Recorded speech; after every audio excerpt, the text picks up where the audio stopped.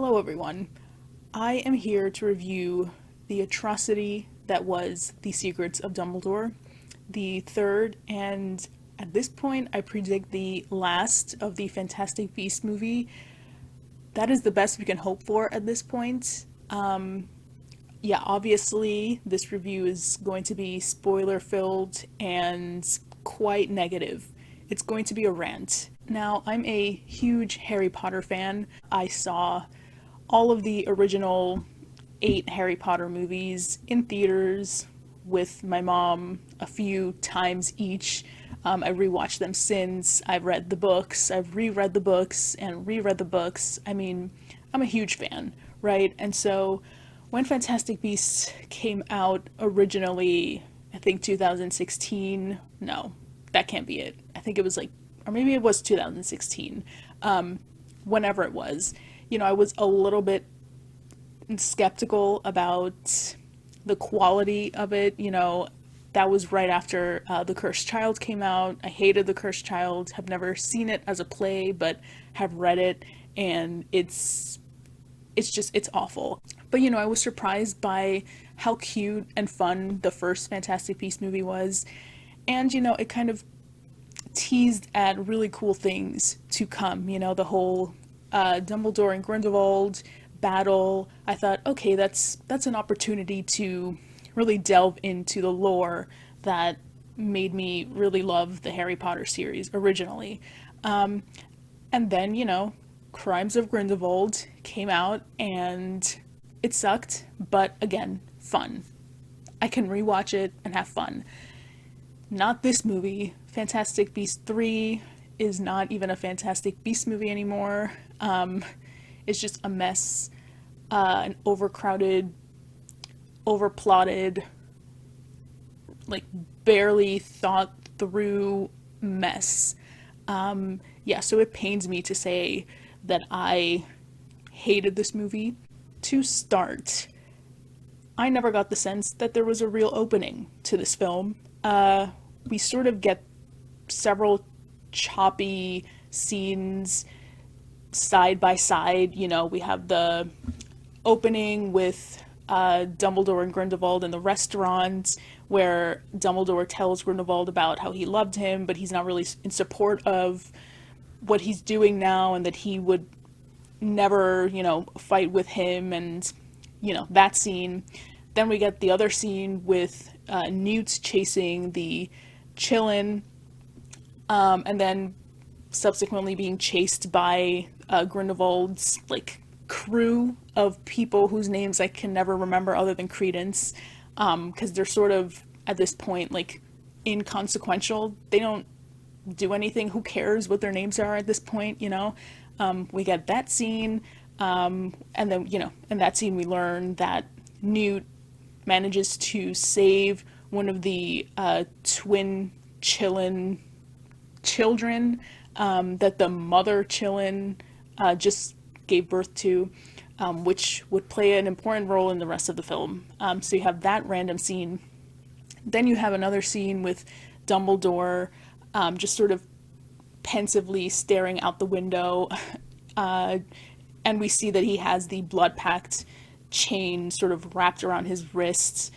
Then we have him telling Newt and Theseus about his plans and giving them instruction how to move forward. Then we get a jump to the scene with Jacob getting recruited by Lolly. Then we jump right to the train scene. It's just nothing feels like a true opening. To me, I think the movie should have started on the train where everybody is uniting there, and then from there we can sort of branch off and see how everyone got there, how Lolly met Jacob, how he got his little stick fake wand. I just feel like the way that it was set up, it's like J.K. Rowling and Steve Klaus, I forget what his name is, but neither of them could really decide what worked as a plot starter.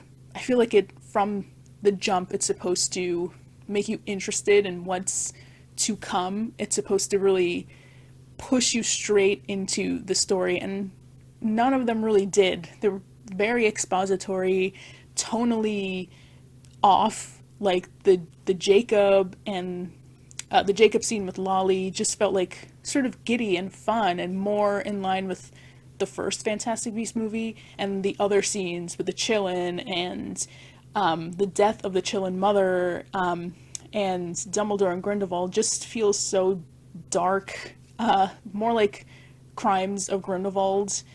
And that's another problem. That's like one of the main problems. I feel like this series has just lost control, it's lost focus.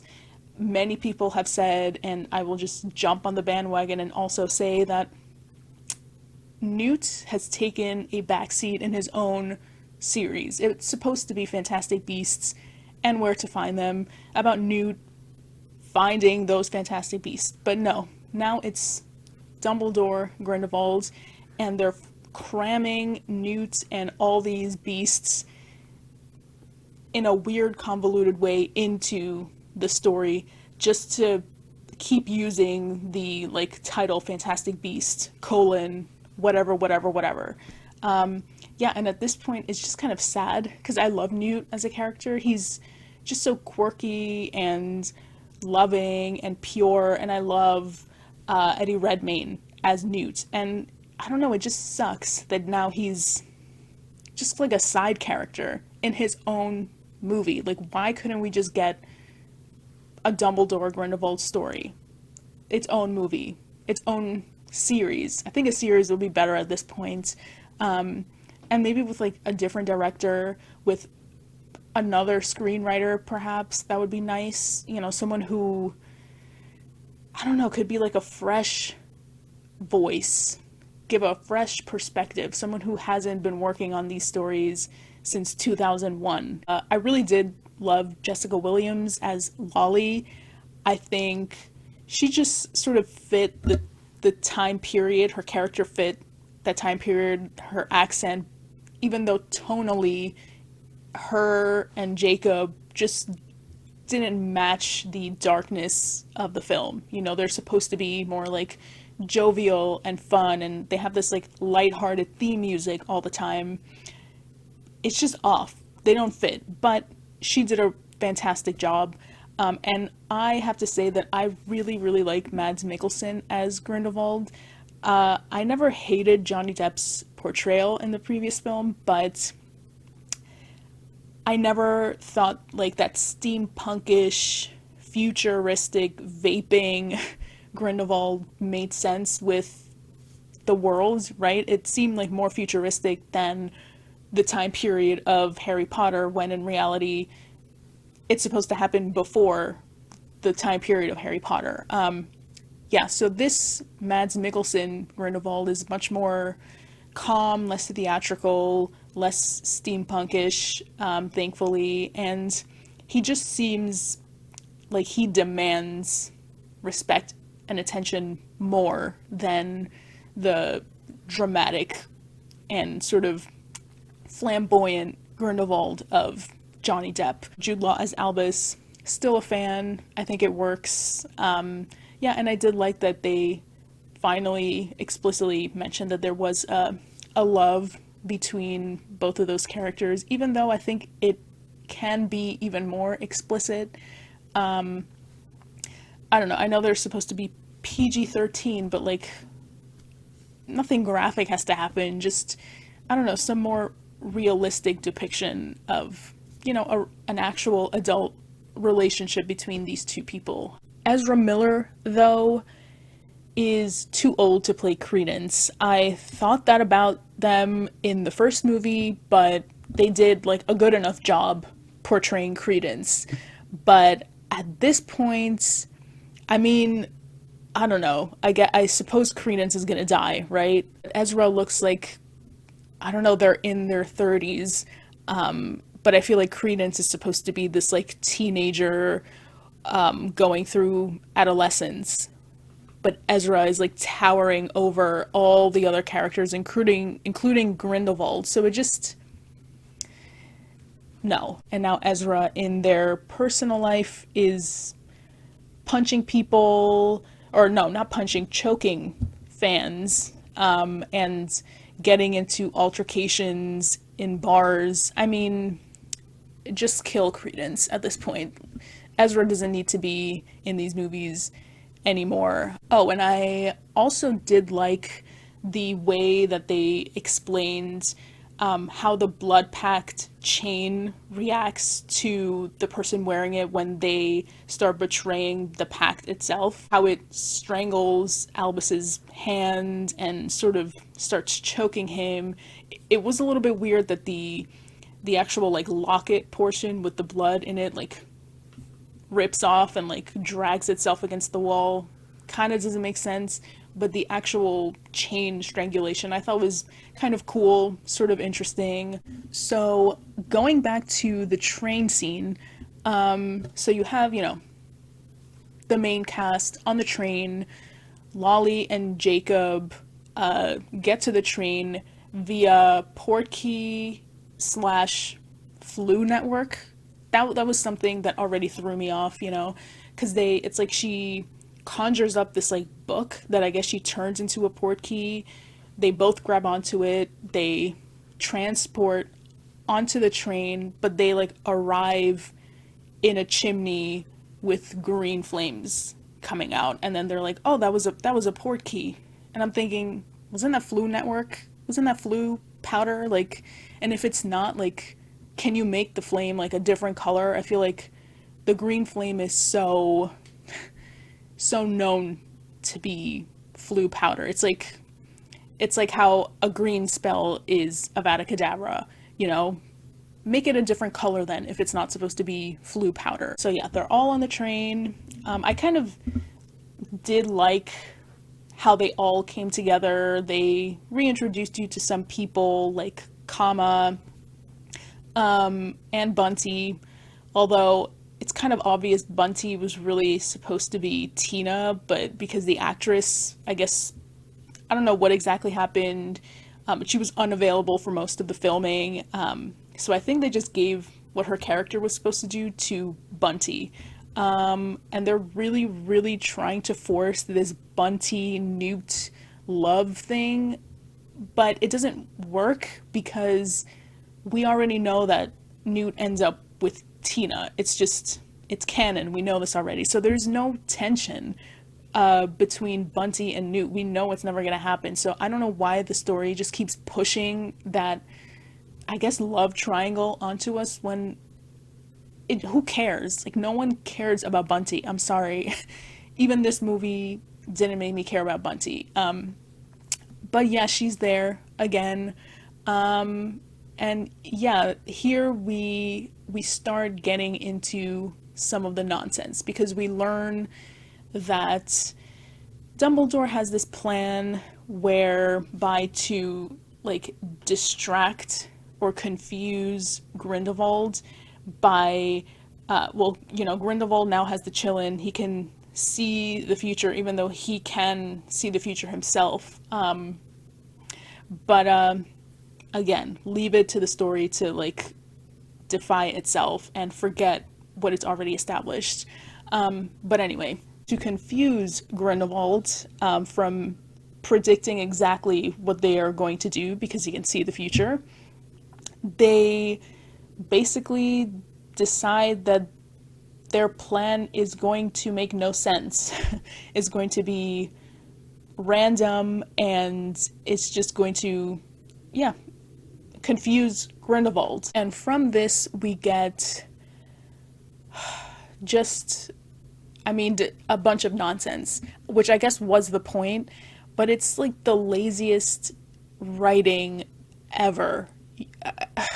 So, and it's confusing, right? So they're in Germany, seeing the train at first I thought like, okay, this is where they go to Hogwarts. It's like a really janky primitive like Hogwarts Express, but they're going to Hogwarts. But no, they're on a train to Germany, to Berlin to be exact. They get there. They're each of the people on the train, Kama and Bunty and Newt and Theseus, Jacob and Lolly. They're each going off to they're going on their own individual missions to distract and confuse Grindelwald and his followers. So they get there. Well, actually, no. Going back to Bunty and her stupid relationship or her lusting of Newt that is never going to happen because we know that he ends up with Tina. She like now. Okay, I'll give credit to the Super Carlin brothers because I I mean, I love their channel. They do a lot of Harry Potter theory videos, and one of their theories was that Bunty in this movie was maybe Tina, but under Polyjuice Potion, which I thought was like an awesome plot point had it happened. But no, Bunty was just Bunty this entire time. But when I was watching it, in this scene right before they all depart the train to go to Berlin, there's this moment where Bunty or Newt is holding his suitcase and Bunty grabs it, but she grabs it so close to Newt's hand that they touch, and she like gives him this look, and he looks back at her, and I'm like, oh, maybe she is Tina. Like maybe at this moment he sees her and he's like suspicious. Like maybe he gets a hunch that, oh, maybe this isn't Bunty. But that was too good, too well written, too well thought out for it to ever be an actual plot point. But yeah, that was a sign that could have been pointing to something interesting that wasn't. It was just Bunty the whole time. But anyway, back to the real and very bad plot line. So they depart, they all branch out into their own thing. Lolly is with Jacob, Newt is with Theseus. Now this part, initially I thought when they arrive at Berlin they were going to the German Ministry of Magic, and I guess they are. There's like this election going on, and I thought that it was to elect the new German Minister of Magic. And I was, a little bit confused because I know now Fantastic Beasts, I think rightfully so, has tried to diversify the cast much better than the Harry Potter series did. And so, I didn't mind that. I think it was Vicencia Santos and, oh gosh, I forgot what the other candidate's name is, but, it's not implausible that they're German. Like, obviously, Germany's a multi-ethnic country, but sometimes I thought like, okay, wait, is this an election for the German Minister of Magic, or is this like an international organization? Turns out it's the latter. It's an international organization, and they're electing like the Grand Mugwump, I think. But again, where was this information previously? Why have we never heard of this like leader of all the wizarding world in the original Harry Potter series? Like I knew the term mugwump. I think Dumbledore was something. He had that title at some point, but like no one explored that. It was never explored. But somehow all of a sudden it's important, and like the election was never talked about in the previous two movies. Like clearly J.K. Rowling at this point is just making things up as she goes along and rewriting things that she's already established. Like it's a mess. But yeah, that whole introduction to the election and the German Ministry of Magic was so confusing to me. Then we get just a bunch of side adventures that I think were there just to make the movie more exciting, because otherwise it would just be kind of political discussions, talk of ideologies, talk of extremism, talk of, parental lines and illegitimate children, and like,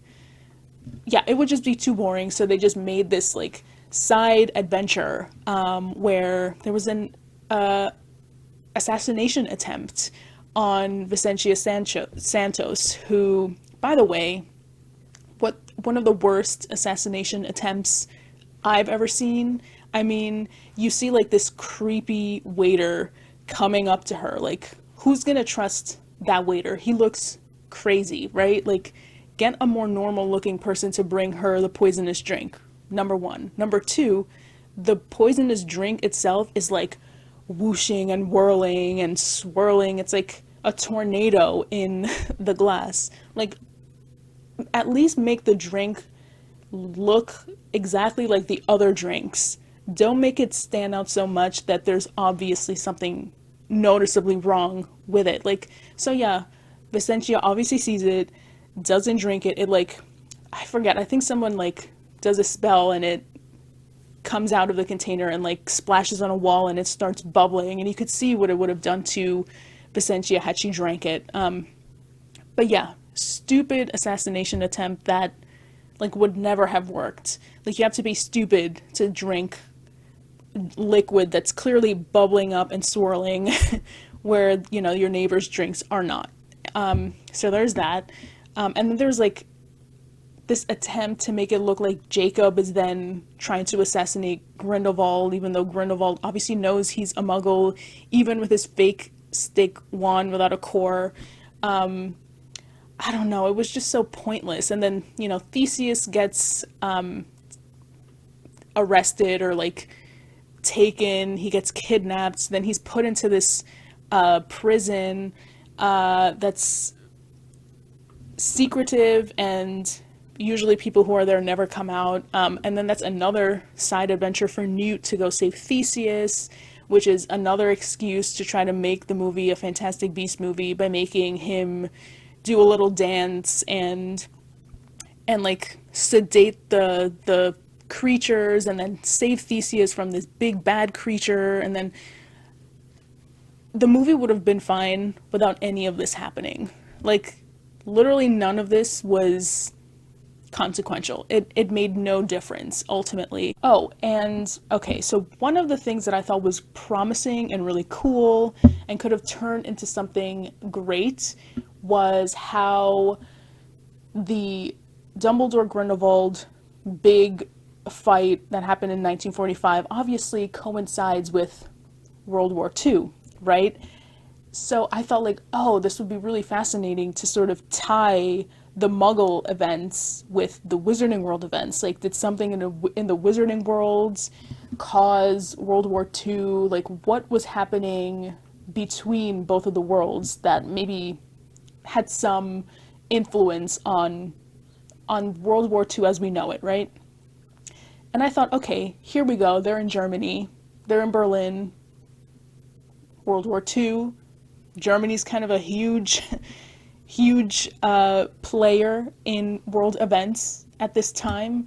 And they, like, very badly hinted at what was happening, right? There was a moment where the group is trying to get inside the German Ministry of Magic, and like Newt and Theseus are allowed in, but then the guards like stop Jacob and Lolly, and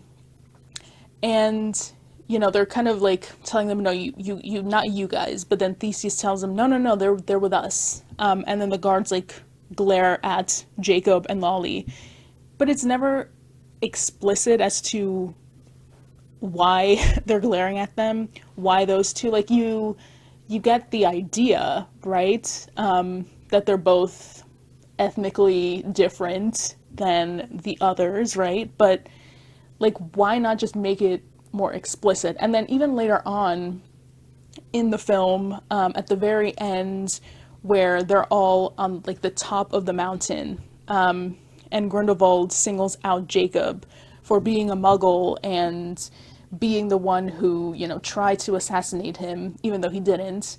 He calls him vermin, which, again, you know, nasty word that is clearly meant to be anti-Semitic, but not. Like, it would have been, like, just more realistic if there was some more of an interaction between the Muggle world and the Wizarding worlds. Like, I don't know, clearly the Muggle events with the Nazis and the rise of the Nazis is happening simultaneous to this mugwump election.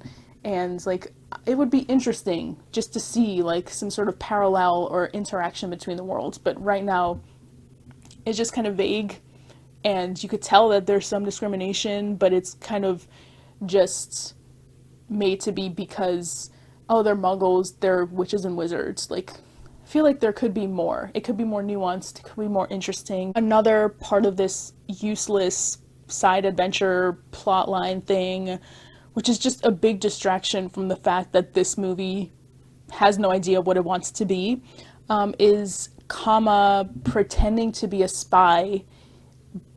Like, that whole thing was a waste of time. I mean, he was not a convincing spy at all. Like, there was no exploration of like him with Grindelwald. Like, they don't show anything of him being within, on the inside, like working to get more information and double crossing Grindelwald to help Dumbledore. There's none of that. It just shows him going off telling Grindelwald, hey, I'm a spy. I'm gonna help you. I'm gonna betray Dumbledore. And then at the end, they're wondering like, oh, is Kama gonna betray us? But like, why would he? Like, you literally were on the train with him where he like was in on the plan. Like, why is that supposed to be suspenseful? It doesn't make any sense. That was a complete waste of time, and it's a shame because I think the actor does a really great job for the nothing that he is given.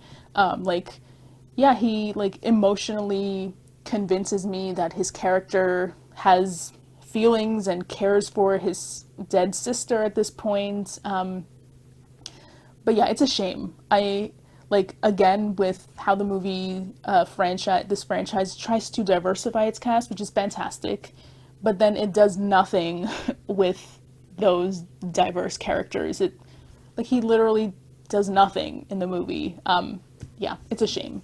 When Kama is inside the Grindelwald lair, we learn that Grindelwald can bring creatures back to life, which kind of reminded me of, oh, I don't know, the Resurrection Stone, and how they said that you can't really bring beings back to life. Like, why chase the Resurrection Stone then if he has the power to bring beings back to life? It doesn't make sense. Like, what the heck was the importance of the Deathly Hallows then? I'm so tired of this movie, like, rewriting everything that happened that was interesting before, and just, like, it's ruining itself. It's ruining everything. Bunty's useless mission in Berlin is to get, like, a local artisan to replicate Newt's suitcase, even though she's a witch and can replicate things with her wand. Like, I just, oh my god. And then, like, why does she even have to be in Berlin to do that? Can't she just use her wand in England? Like, it makes no sense. It makes no sense. I feel like even the title of this movie was a lie. I mean, The Secrets of Dumbledore. What did we learn that was such a secret? He, loved Grindelwald. We knew that. He is going to fight Grindelwald. We also knew that. I guess the big secret is that Credence is Aberforth's son. But, like, who cares? that was the secret of Dumbledore. Like, what else didn't we know that this movie told us? Like, nothing. So the title was a lie. It was just a way to get people into the theater, and that didn't work because I feel like it was so far a box office flop for good reason. Another dumb moment was when Albus is just walking on the street. He's being followed by Credence. He can tell that Credence is following him, even though I guess Credence thinks that he's being, like, really clandestine and isn't being noticed. but no, Albus obviously can tell. Um, and they have this ridiculous scene where Albus stops in front of a store window so he can see Credence's reflection on the said window. And instead of just like turning around and acknowledging that Credence is there, he like breathes onto the window, and the camera like zooms in on a spitball coming from his breath that I guess hits the reflection, and then like the axis changes, and suddenly the spitball like hits Credence in the face. I mean, who thought that was a good idea? Again, what a waste of resources. Unnecessary, gratuitous. It's not even interesting. It's not even cool. It's a spitball that hits Credence in the face. Literally, Albus can just turn around and say, "Hey, Credence, I see you." But no. Why do something rational when you can have a magic spitball? Then you get I guess it did look cool, this sort of Doctor Strange moment between Albus and Credence. Again, I think we were meant to feel some sort of tension and suspense, but never for a moment did I think that Credence was going to beat Albus. I can't imagine how anyone seeing the scene would think otherwise. I mean, one is a grown man, very accomplished, one of the best, most powerful wizards. The other guy like just got his wand, right? Like he just discovered that he's a wizard. Yes, he's an obscurial, but he hasn't controlled his powers fully yet. So, yeah, again, it's like the movie wants us to feel suspense and wants to have us wondering what's going to happen, but we already know what's going to happen. Nothing is very surprising anymore. So yeah, the scene, so Dumbledore then gets his Deluminator, switches it on, and the world turns upside down, and then the two of them start fighting in this other world that we've never heard of before, nor ever seen. No explanation given. This mirror that Credence and Aberforth used to communicate with each other, was that established anywhere in the Harry Potter series? No. Was that established in the first Fantastic Beasts movie or the second? No. Where did the mirror come from? It came from nowhere, right? I mean, how did Credence and Aberforth even start this communication? Where did Credence just find out a mirror can speak to his father? And his father, like, what a convenient character to find out you can communicate with through a mirror. I mean, there could have been an explanation, and there should have been an explanation as to how that line of communication started. It just makes no sense. I mean, it's also like a little bit too advanced for its time. Again, the Harry Potter series happens after this, and they don't even have ways of communication. Like, that was one of the main reasons why Harry and Sirius couldn't really talk to each other than like using owls or the fireplace or the mirror. They were supposed to use the mirror, but Harry forgot. But yeah, it doesn't make sense. There needed to be an explanation for that too, but no, the movie didn't give us one, naturally. Well, one thing I did like, one of the few things I liked, was this new tidbit of info that the Phoenix comes to a Dumbledore when that Dumbledore is about to die, or is close to dying. So that's why Credence has this Phoenix following him everywhere. And, it gets you thinking that, okay, maybe that's why Fawkes was with Albus in all of the, original Harry Potter books and movies. Interesting, but again, considering the trend, this interesting thing is probably going to turn into something really dumb, or it's going to be rewritten out of the next film if there is one. So this plan to sidetrack and confuse Grindelwald goes nowhere. Like, I don't know what it ultimately accomplished other than, again, like, jam some action scenes into this otherwise very dull movie. So, whatever, that happens. And then the crew they go to Hogwarts. Then we get this very gratuitous scene that lasts like 2 minutes maybe in the Great Hall with Jacob, like, I don't know, talking to some of the students. They think it's that he's strange because he like is very proud of his stick, that he thinks, is a wand, and that he thinks like they don't know that it's not actually going to do anything. So that scene happens, and then like you get the stereotypical Slytherin thing where the Slytherins give him cockroach clusters, to trick him, even though they're chocolate. Like, I don't know what kind of a trick and a prank that was, because it's chocolate. It's just chocolate shaped like roaches, or like roaches magicked into chocolate. I don't know, but it's chocolate in the end. I don't know what the point of that was. And then that's it. That's the Hogwarts scene. Oh, no, it's not it. They go to the Room of Requirement, which Dumbledore is not supposed to know about.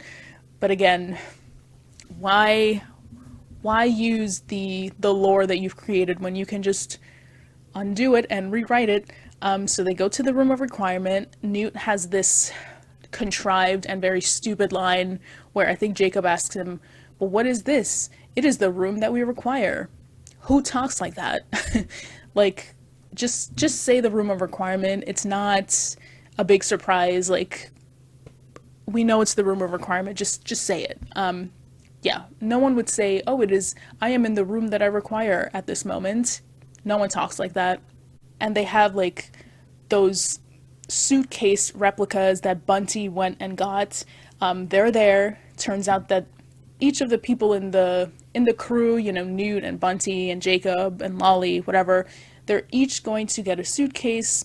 Only one of them has the surviving twin chillin', but none of them can know who has it. So they're all gonna go to Bhutan, where this mugwump election is happening.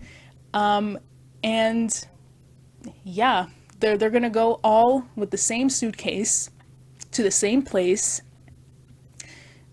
dressed as themselves, even though at this point they're known. Like, everyone knows what they look like. And it turns out that this big cool machine that's spinning in the Room of Requirement is just another port key, because the port key is the new Polyjuice potion. And whenever you need a quick fix to a plot hole, just insert Polyjuice potion and or a port key.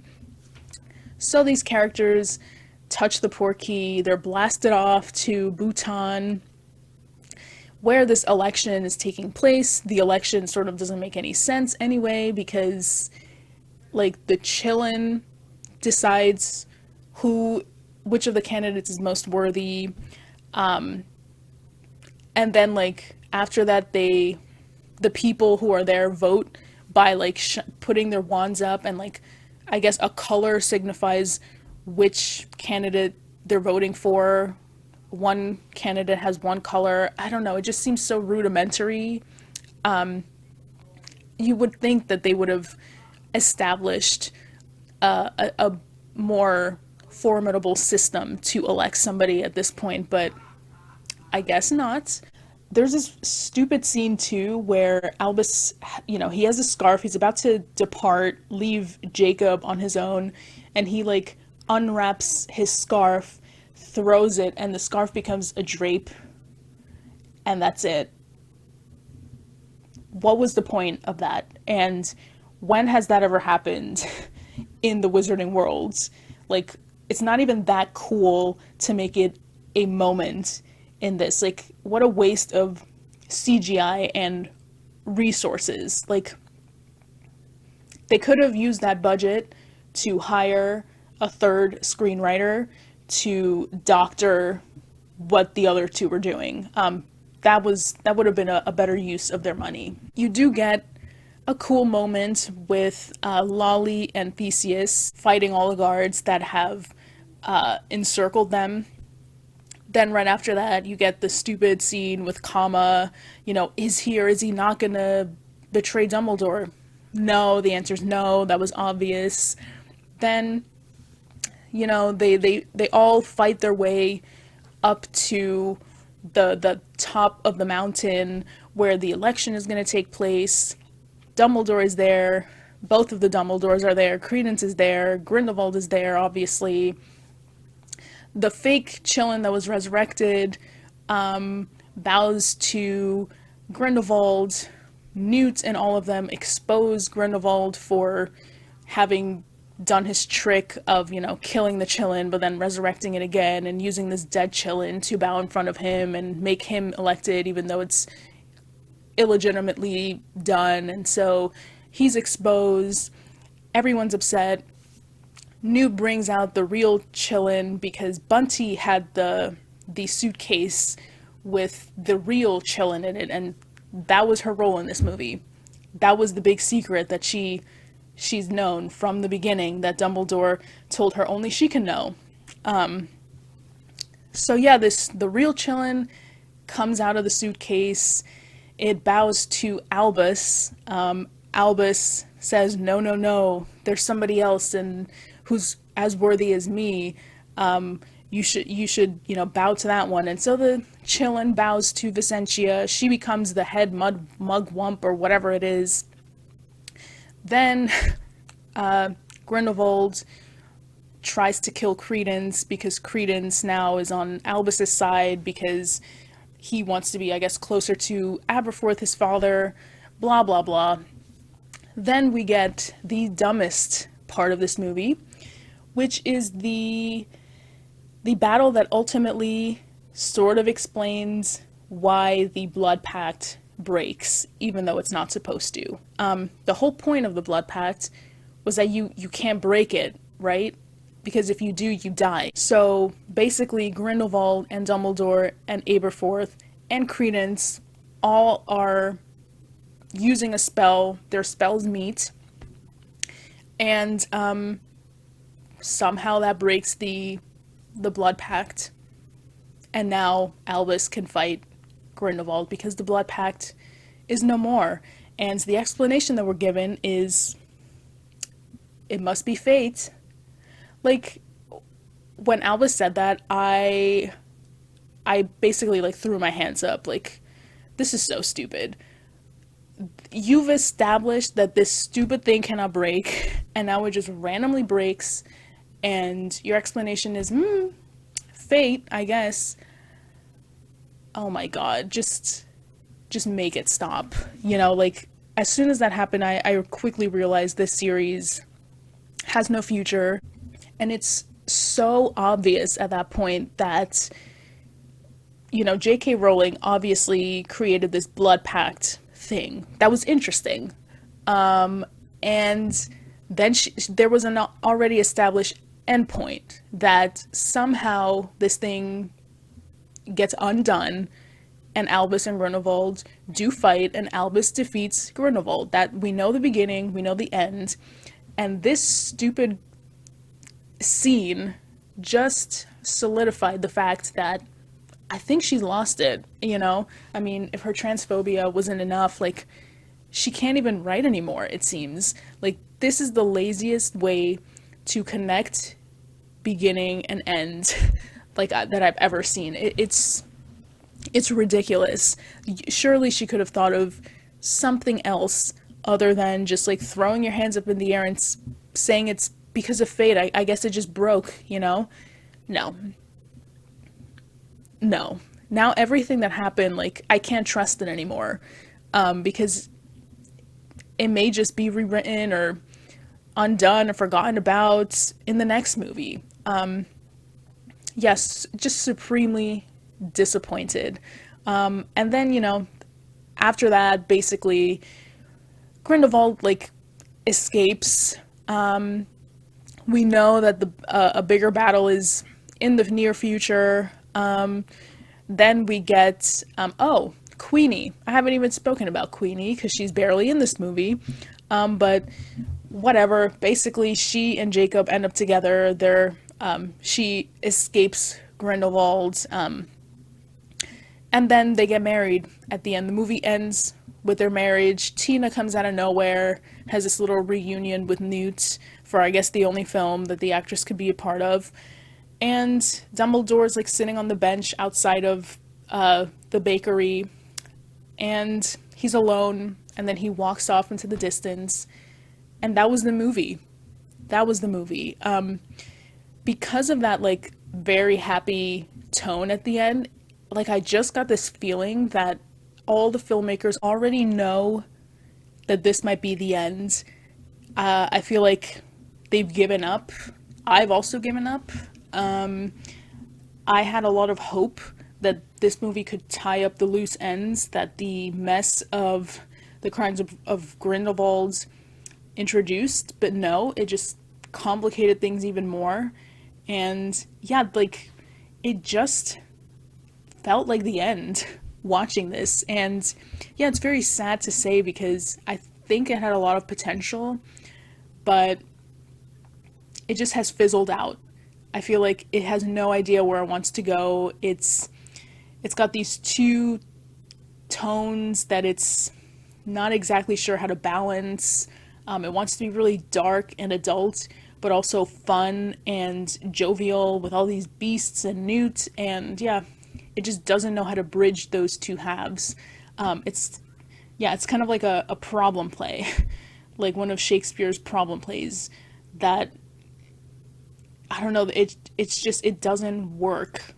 It just doesn't work. I mean, if I'll be honest, if somehow there is a movie 4 and a movie 5, I probably will go see them. But yeah, I don't know. I just kind of want this thing to wrap up already. It's really ruining like my love of Harry Potter because now I feel like the Star Wars fans feel about like the prequels that are, you know, notoriously very bad. Even the score by James Newton Howard didn't feel like an original score. I feel like a lot of it just reused the music from the first movie and then the John Williams theme from Harry Potter and then like I didn't really notice any like real score except for maybe two pieces. And then they had like during the credits this very modern like traditional pop song that just felt so out of place. Even how do you mess up the credits? How do you mess up the credits? They managed to do that too. Yeah, it's a shame. It's really a shame. I saw it with my mom, and we don't really agree with the movies that we like and we hate, but we agreed on this one. This one just lacked that magic that the originals had, that even like the first Fantastic Beasts film sort of had. Yeah, it's the worst one in the series so far. I don't know. I don't know what's worse, if they continue or if they just end it here. Because yeah, this has sort of tarnished the Wizarding World movie reputation. So yeah, thank you for watching. Ending on a very sad note, but yeah, this was a horrible, like an abomination of a film. Unfortunately, it's one that I can't rewatch and enjoy. Yeah, but thank you for watching anyway.